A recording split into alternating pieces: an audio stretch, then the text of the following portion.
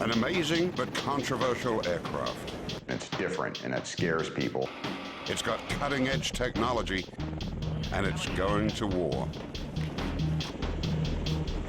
But after a tortured past, can it make the grade in Iraq, the world's most dangerous combat zone? None of us have any desire to be flying an aircraft that we think is going to kill us. This is the exclusive story of the V-22 Osprey and the men and women taking it into harm's way for the first time.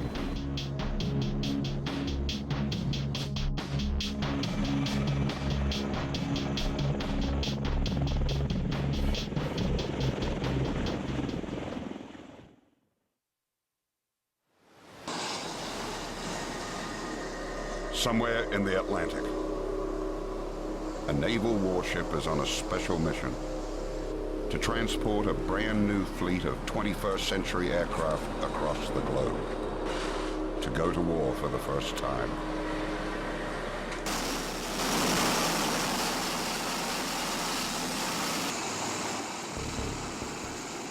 They have brought a new, different, and mysterious weapon,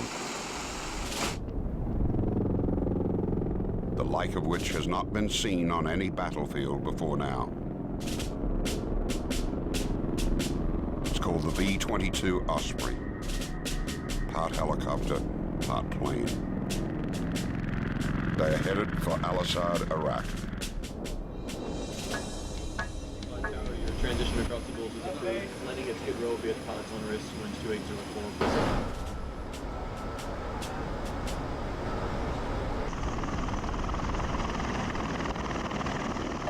It's a sprawling airfield, bigger than many American towns, the second largest military base in the war zone.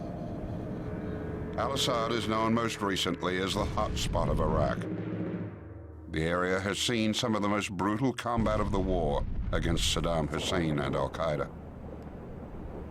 It's the new headquarters for a U.S. Marine Corps Assault Support Squadron, VMM 263. Coming from its home base in North Carolina, the unit is made up of 250 men and women, flying and supporting 10 Osprey V-22 aircraft. The Osprey could become a superstar of modern aviation.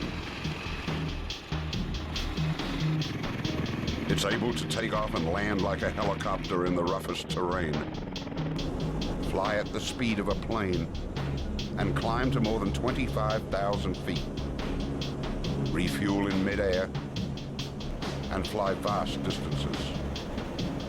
Lieutenant Colonel Paul Joseph Rock Jr. is the commander of the squadron.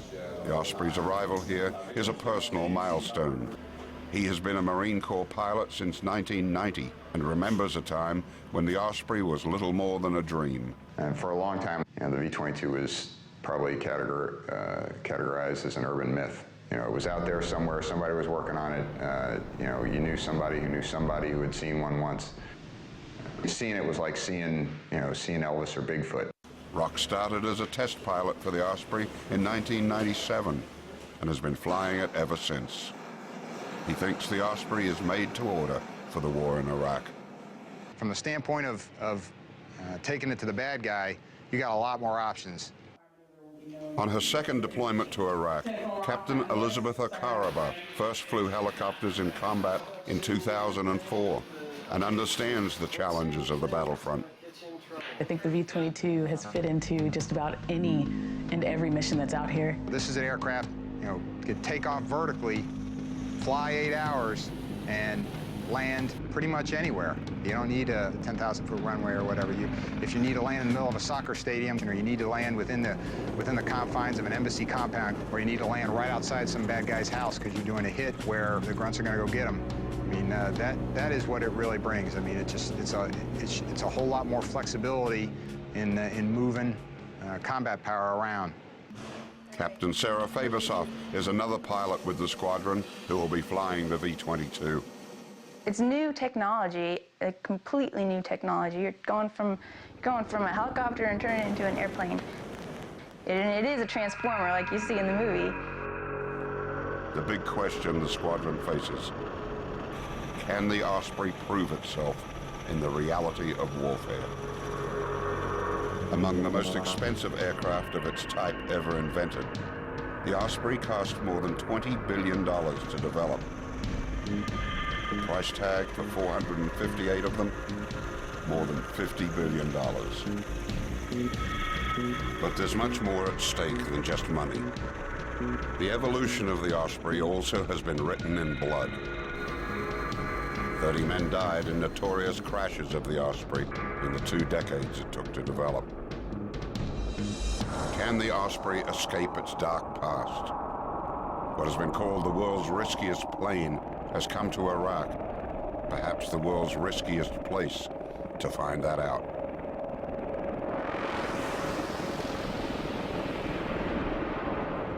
When you're trying to advance, when you're trying to do something revolutionary and bring a tremendous capability like that, it's not without pitfalls and risks.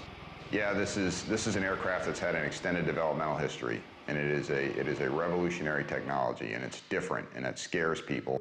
The squadron's assistant operations officer, Major Wes Spade, is on his 2nd tour in Iraq. The Ospreys have been at the Al-Assad base for 4 weeks, and Spade is coordinating plans to take infantry troops into combat. But he has to face concerns the ground forces have about the aircraft. We realize this is a new platform, this is a new capability. There will be some growing pains. There will be some anxieties. The nacelles will always be up, right? So, we want to make everyone aware of the capability, but we're not, certainly don't want to force it on anyone. So Spade must tackle things one step at a time. We wanted to get daily operations in and around, our base and the airfield. That was our first priority. And the best way to do that is just provide general support to Marine sailors, soldiers, basic logistics movement, movement of personnel and gear from one forward operating base to another, airfields in and around from our home base at Al-Assad all the way to the furthest reaches of Iraq out to the west, and then into areas like Baghdad. Certainly we've shown to be very capable of doing that. But despite these achievements, there is still a reluctance to actually send the Osprey on a tactical mission. It's just that we don't have our established role yet. We knew coming in, we could think we're going to do certain things, and we prepared to do certain things, but you never really know what exactly you're going to do until people start asking you to use it. The job is find out, because you support the infantry, the ground combat element, what do they want? How do you get them what they want? The most difficult thing about being an Osprey pilot or in the Osprey community is having to reestablish ourselves, to fight just to be accepted as a part of the team is very difficult. We want to help the mission, we want to save lives, we want to fight the good fight, but we have to get through the established norms. We have to help people see us as not outside the paradigm, but perhaps a better portion of a new paradigm. The commanders and pilots know they have a great opportunity here to prove the Osprey and its capabilities. But they also know that the stakes are high. A failure now could doom the aircraft's future.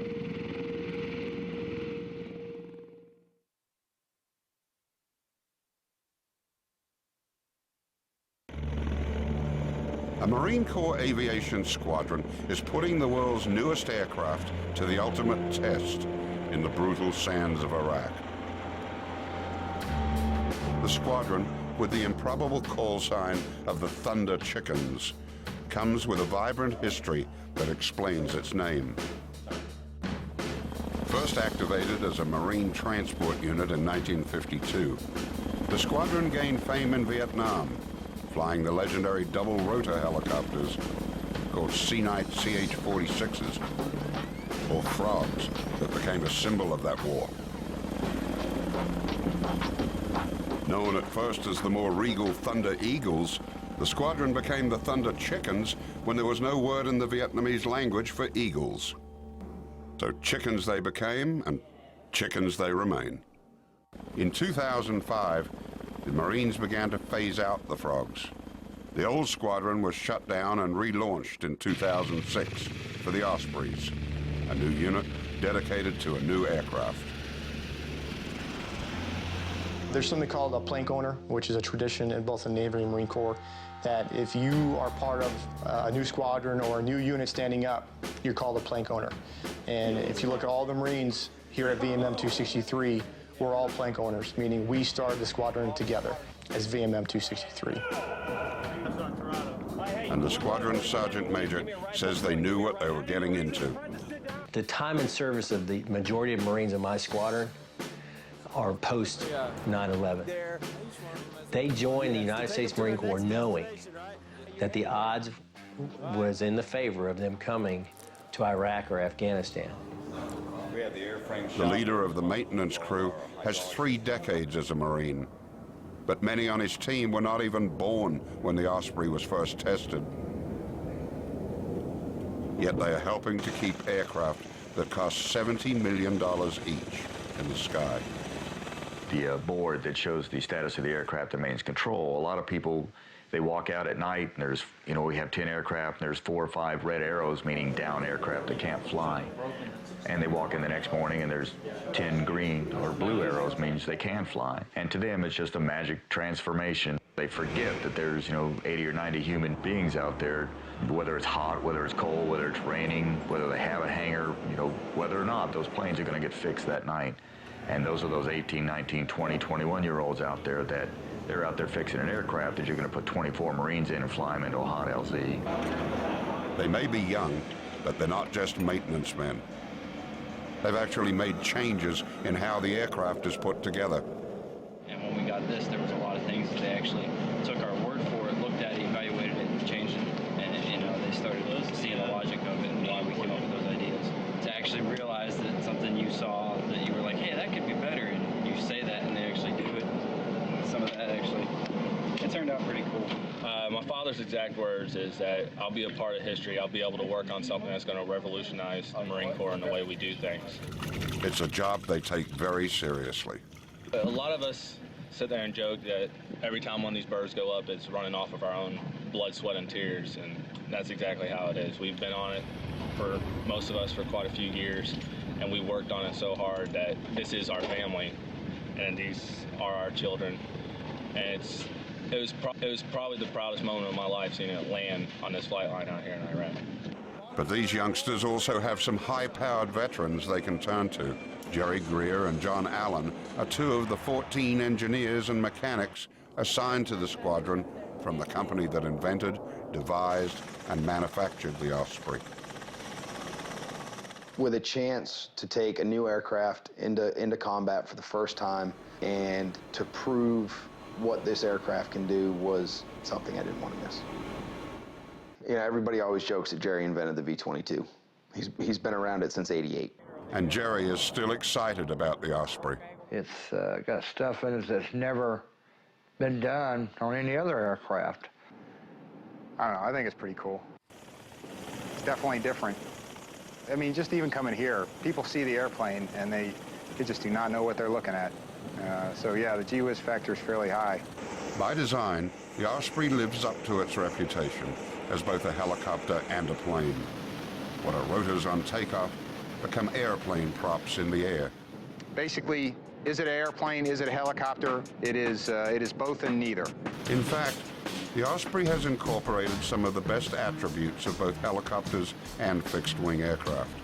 Its greatest strength is speed, which is more like an airplane's than a helicopter's.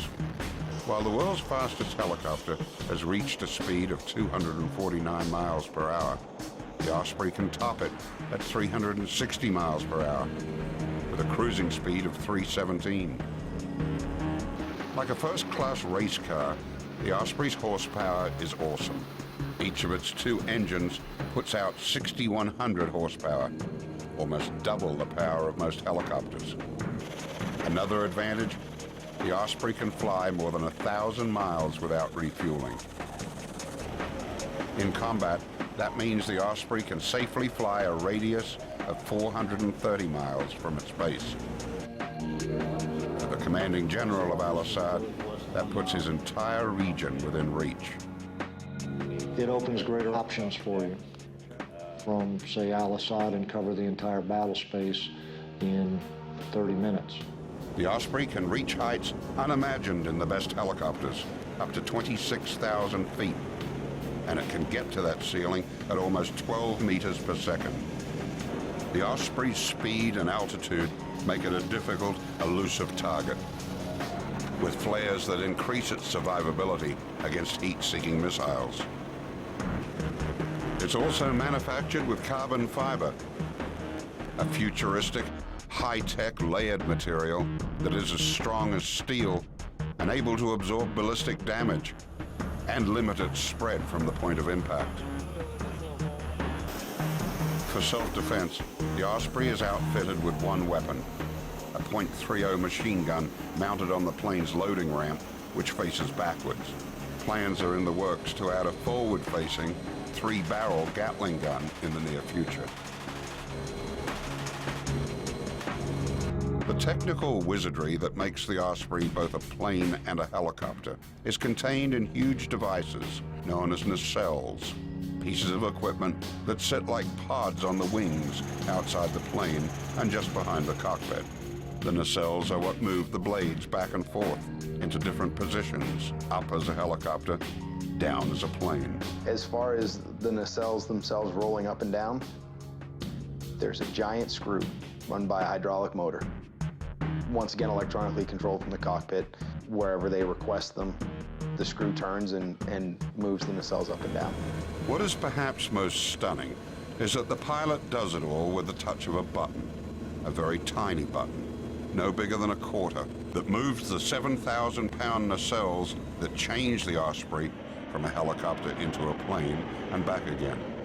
The button is known as a thumb wheel. This 7,000-plus pound nacelle with a 38-foot diameter rotor system is completely controlled by a thumb wheel. Your hand rests on the thrust control lever, just kind of like that, and your thumb naturally falls on a thumb wheel. It's an extraordinarily powerful control surface, all controlled via this tiny little button.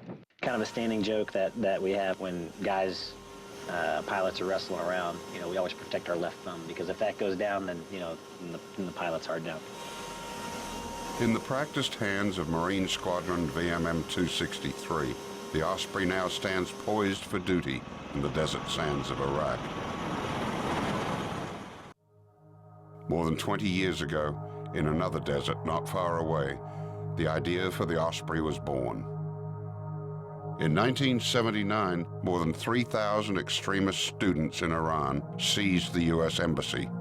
Then President Jimmy Carter ordered a mission to rescue 66 hostages.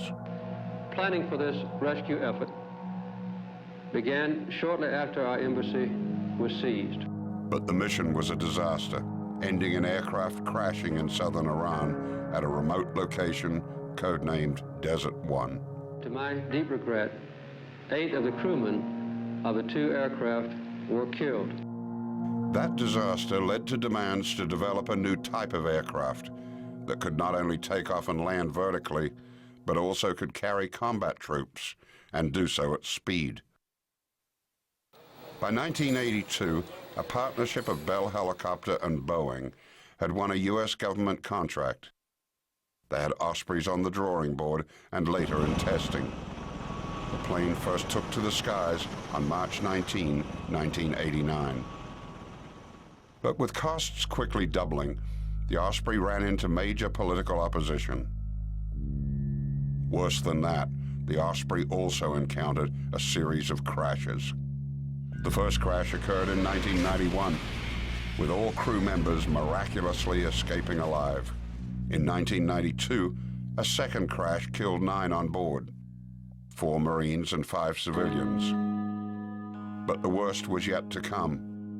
In another 8 years, there would be 2 more crashes, killing 23 Marines. Well, I mean, if you're going to talk tough times, it would probably, at least in my experience, it begin with the mishap in Arizona, in Marana, Arizona, in April 2000. You know, that combined with the mishap later in the year in December of 2000, right there in eastern North Carolina. I mean, both, you know, tremendous tragedies in and of themselves. Both, you know, aircraft were full of friends of mine. A witness to the April crash in Arizona Rock was flying in formation in one of 4 Ospreys, waiting to go into a landing zone. One section was going in to put some Marines in, while the second section was holding because we were going in to help with the extract. From a couple of miles back, Rock saw everything start to go wrong. You could absolutely see what was going on. We got a little side view mirror in the cockpit, and the first thing I saw was a reflected flash of that. I don't ever see light in my rearview mirror at night anymore and not think about that night. That crash was blamed on pilot error, but the crash in December 2000 was caused by faulty wiring and possible design flaws. The program was put on hold. At first, investigators thought that the nacelles, the essence of the Osprey's function, would have to be reinvented. There's no doubt about it. The aircraft was this close to not happening anymore. If they hadn't figured that out, again, the impression was the program may have been canceled. In time, investigators and engineers found ways to fix those technical problems and save the program. But the Osprey's bad reputation hung on and began to be automatically attached to any mention of it in the media. It was inevitably described as the troubled V-22 Osprey. Today, these pilots and crews are now ready to go. After flying and working on the Osprey for 2 years, they want to put the memories of the tragedies behind them. Despite the old track record, they say, the Osprey's day has come. In fact, those whose lives depend on the Osprey are now its strongest defenders. We all have families. I have 3 kids. I have a beautiful wife. None of us have any desire to be flying an aircraft that we think is going to kill us. But as much as the commander and his pilots support the Osprey V-22, can the aircraft survive its naysayers? Those who would judge the plane on its troubled past and not its potential. Even worse, could they cancel the Osprey's future before it even sees combat?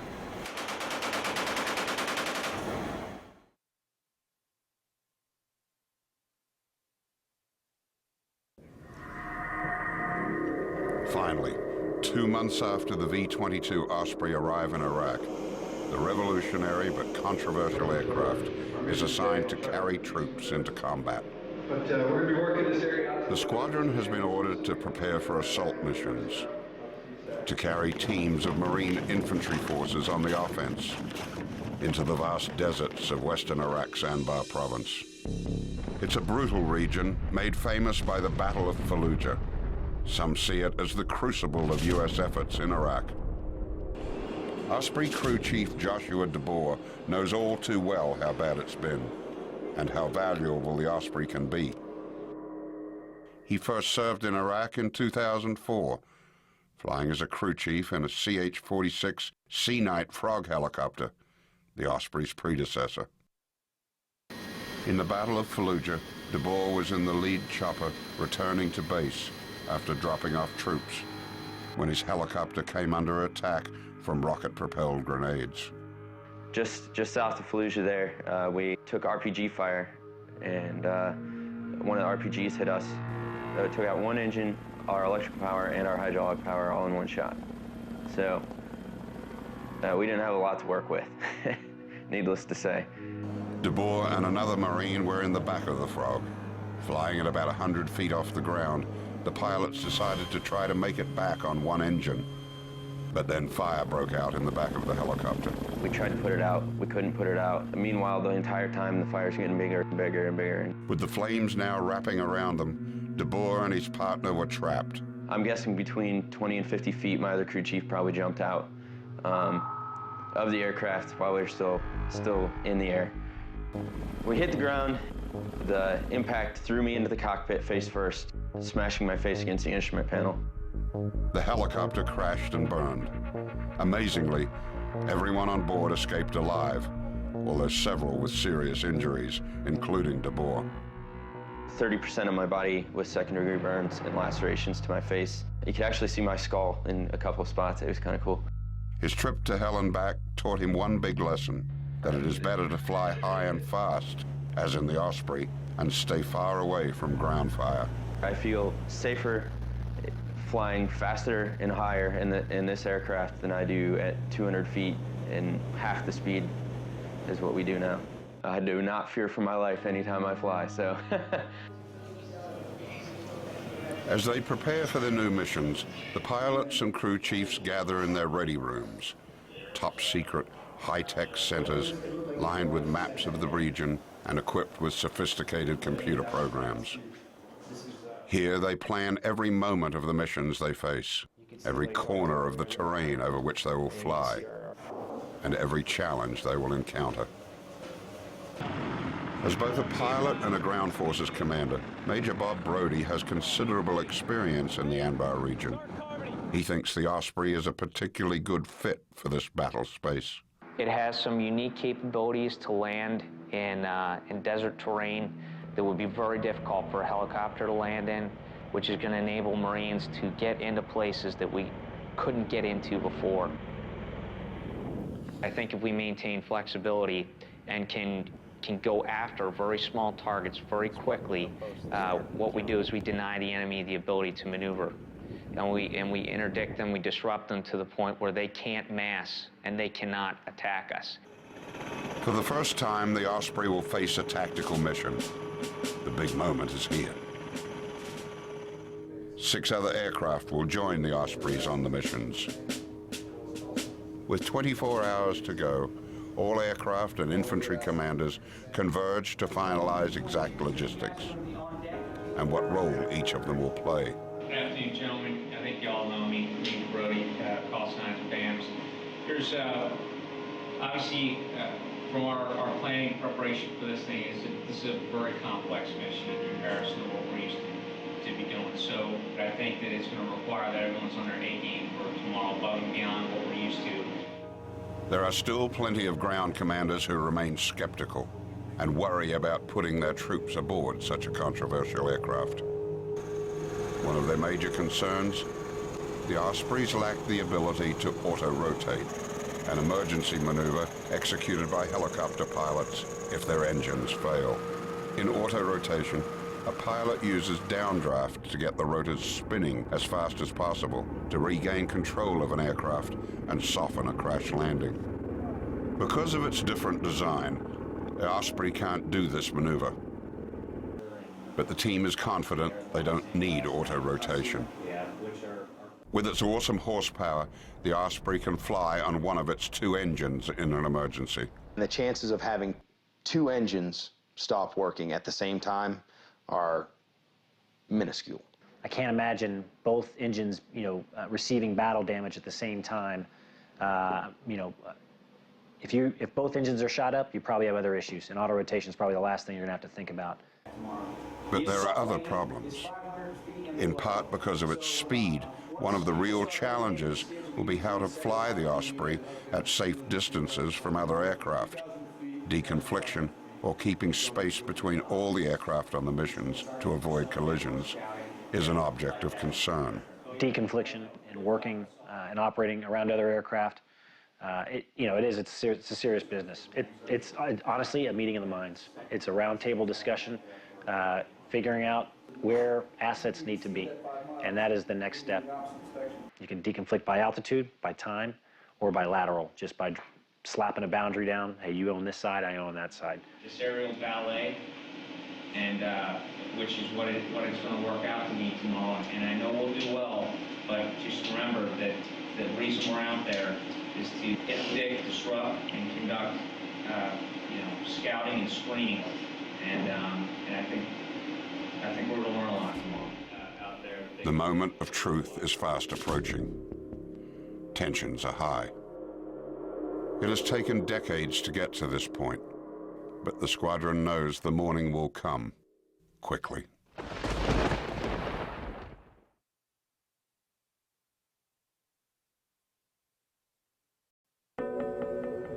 Dawn breaks over the desert sands of Anbar province, casting first light on Al-Assad Air Base, the second largest military operation in Iraq. In hangars along a helicopter flight line, members of a squadron known as the Thunder Chickens have been working through the night to ensure that 10 Osprey aircraft are in top shape. After decades of development, years of testing and training, after 2 months of preparation, the day of reckoning has arrived. This is the day that Osprey pilots and crews will, for the first time, take to the skies to fly ground forces on a combat mission. You know, I don't know if you call it nervousness or just anxiousness, but yeah, there's always a little bit of you know, butterflies before each mission. Boarding one of the Ospreys, Major Bob Brody, a veteran pilot and a ground forces commander, introduces the grunts to the aircraft. Most of them are seeing it up close for the first time. I've got a very important question. Send it. Where are the armrests? And is there an in-flight manual? Right here. Those of you that have not ridden on this aircraft, it is a sporty ride, and it's much different than on the 53. 53 kind of comes down. When it goes forward, it kind of leans forward. This is an airplane for all intents and purposes. So when they pull out of that zone, you're going to feel a lot of acceleration. So here's the last thing, gents. Obviously, everything goes sour on us. We need to start fighting. You just take care of business and don't worry about anything. All right, you just start taking care of that target. This is an aircraft unlike anything they've flown in before. Again, I can't overemphasize the acceleration and deceleration. All right, we're going to accelerate, you know, rather rapidly. So make sure you grab on everything that you've got. Okay, try to strap it in. You guys definitely need to be strapped in, especially guys in the back. For the Iraqi armed forces joining them on the mission, it's total future shock. They've never seen anything like this. This is our Marine Corps' newest airplane that we're flying in over here. It's a assault support aircraft. طيارة جديدة طبعا عليها استطلاع طيارة جديدة أول مرة يستخدموها بالاستطلاع عملية الاستطلاع يمكن طيارة هليكوبتر بس بعدين حتى الإجراءات تكون طيارة اعتيادية طيارة هليكوبتر.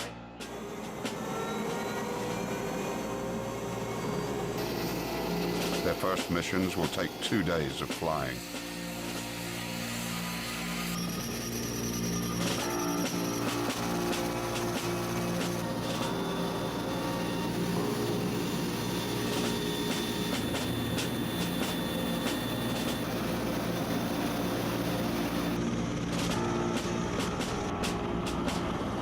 Ospreys head out across the vast landscape,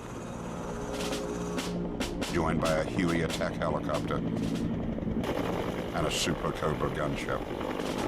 Their destination is 34 miles to the northeast, an area codenamed RSA. On day 1, their target is a village, codenamed Buccaneers. Intelligence reports have determined it is a regular rest stop for insurgents infiltrating Iraq to bolster enemy forces. The Marines need to cut them off at the pass. The Ospreys are flying more than 40 Marines into the village so they can make contact with leaders of the local community and demonstrate a show of strength.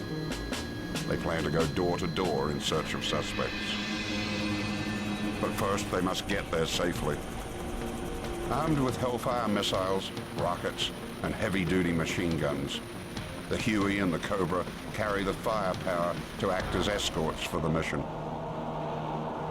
As they head to their first destination, the Ospreys fly high to stay out of range of any surface-to-air missiles or rocket launchers until the last moment. The Cobra and the Huey are the first to fly down close to the village, spotting the safest and most efficient landing zone for the Osprey to drop down and unload the troops. On board the low-flying Huey, a door gunner prepares a smoke flare signal, tossing it out of his helicopter to mark the best location for the Ospreys to land. In moments, the Ospreys swoop down, descending first in plane mode, then rotating their nacelles, the equipment that changes them from planes into helicopters, they make the final descent. As they land, the environment fights back. Like any helicopter landing in this desert, the The Osprey's giant blades stir up a blizzard of flying sand and dust. It is the type of situation that can turn deadly. It can blind or disorient pilots and the crews guiding them down. But the Osprey has a sophisticated computerized control system that comes to the rescue. Called a hover couple, the system links with an onboard global positioning system, or GPS, to automatically read the plane's position and height and help land the aircraft for the pilot.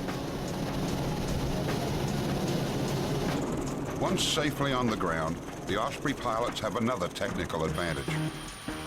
Thick sand wraps around them and threatens to blind the ground troops as they disembark. The pilots engage the nacelles to blow away the sandstorm.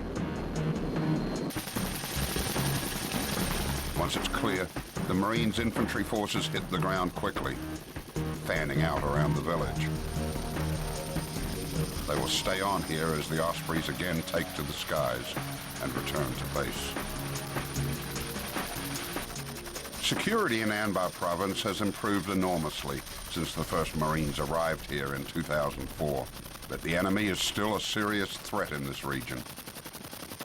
Sending the squadron on these missions, the commanding general of Al-Assad is determined to turn the tables. There's still an active enemy out there, but we maintain a high operational tempo in support of all the actions here in order to keep continuous pressure on it. We want Anbar to be a dangerous place for a foreign fighter or for an insurgent. Trying to cover this vast region by ground alone would be impossible. Distances the Osprey can cover in minutes could take hours. And here, the Osprey also outstrips helicopters. The Osprey's strengths, speeds of more than 300 miles an hour and range of more than 1,000 miles without refueling, come into play. It may fly at the speed of a plane, yet it can land at locations no plane can approach. Day 2 of their first ground combat missions begins. They are flying more than 40 infantry troops to the far west of the war zone to scour the border of Iraq and Syria. This is notorious territory. It has been a well-known route for smugglers and bandits for centuries.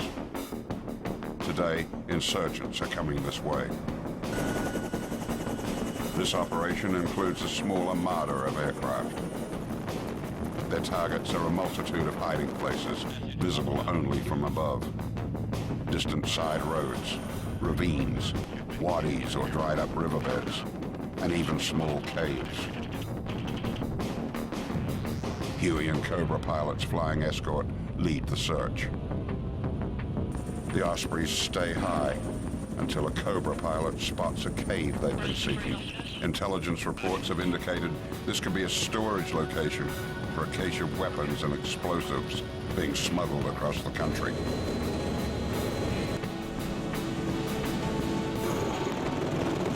Once again, it's time for the Ospreys to bring in the infantry.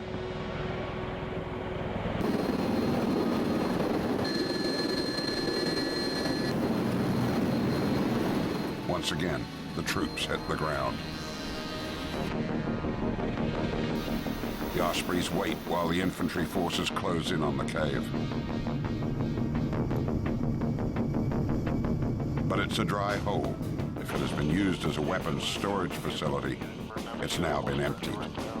Frustrated, the infantry forces return to the Ospreys that again take to the air to continue the search. With so many aircraft, the challenges that the mission commanders and pilots studied so closely in their planning are always present. The question of deconfliction, avoiding crashing into each other like the planes in the tragic mission into Iran a quarter of a century ago. Out here, it's no longer history, it's the real thing. Throughout the day, they fly up and down the border, smoothly integrating with other aircraft.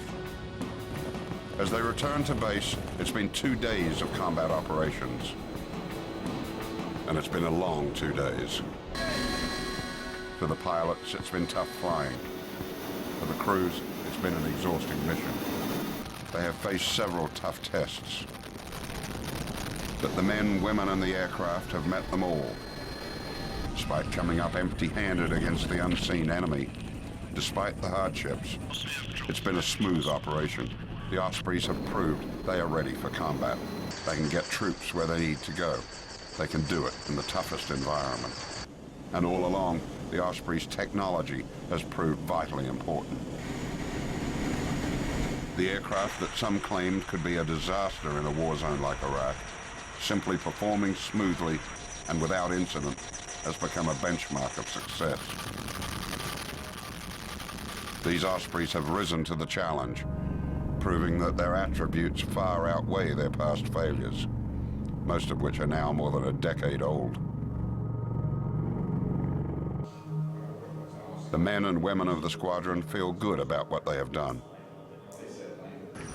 But they will soon get a report card from their ultimate authority, in person.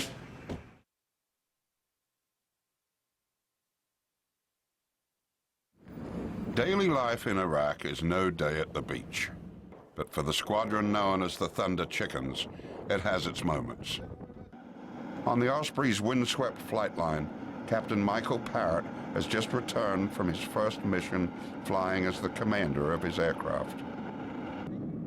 And his support team has a ceremony awaiting him, a type of military baptism to celebrate the moment. So it was an eventful day. My first flight as an aircraft commander in the V-22. This was the perfect ending to a perfect day. Oh, very nice! All right. As dirty as I can smooch with that. Oh, God, get the fuck off me! What? A day to remember, with friends and in a career. But a new day brings another, more dignified ceremony. The arrival of the Commandant of the United States Marine Corps, General James T. Conway. He has come here to see Osprey operations on the front line firsthand. Bless you, man, for what you do. Keep doing it. Keep on doing it, boys. It is revolutionary across the entirety of the world. And we're just excited to see you guys and gals continue to prove this thing. He likes what he sees. He says the Osprey is making history, that the Osprey represents the future, not just here, but around the world.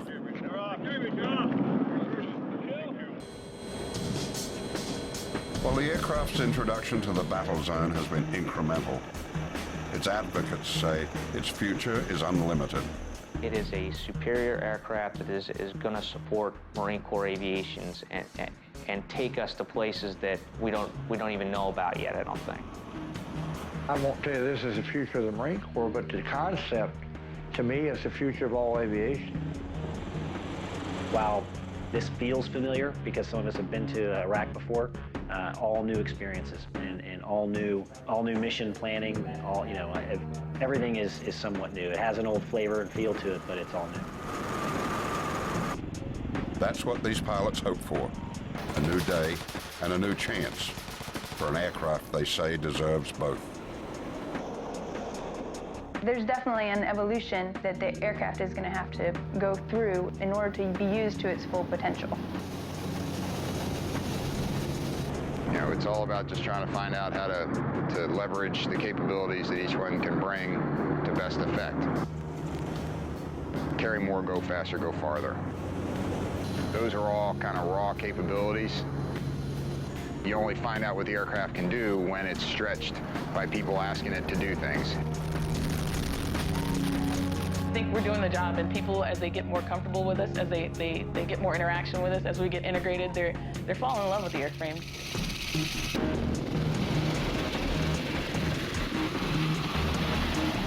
It has taken a quarter of a century of tough challenges to bring the Osprey V-22 tiltrotor aircraft to this distant battlefield for the first time. It's been an arduous journey, but its advocates insist it's only the beginning.